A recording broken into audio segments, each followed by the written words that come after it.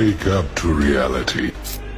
স্বপ্নচারী গ্রুপে ঢাকা জেলা দক্ষিণের ইসলামী ছাত্র শিবিরের সাধারণ সম্পাদক মাহবুবুর রহমান সিয়াম তার একটি বার্তায় লিখেছেন, দোহার নবাবগঞ্জ কেরানীগঞ্জ সকল শাখা এখন থেকেই প্রস্তুত থাকুন। বৃহত্তর কর্মসূচি আসতে যাচ্ছে। ডাক আসার সাথে সাথে সকল জনশক্তি সহ আমজনতাকে সঙ্গে নিয়ে ময়দানে জালিম শাহীর বিরুদ্ধে ঝাঁপিয়ে পড়তে হবে। ইতিমধ্যেই কেন্দ্র গ্রিন সিগন্যাল দিয়ে দিয়েছে, সকলেই প্রস্তুতি গ্রহণ করুন। যে কোনো সময় নেট বন্ধ করে দেওয়া হবে, তাই অফলাইনে সাংকেতিক শব্দের মাধ্যমে কথা বলা হলে বাকিটা বুঝে নেবেন।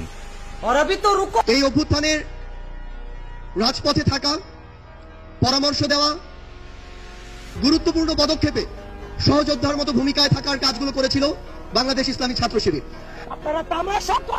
পূর্বেকার পরামর্শতে কফিন ও পতাকা নিয়ে আসে শিবির।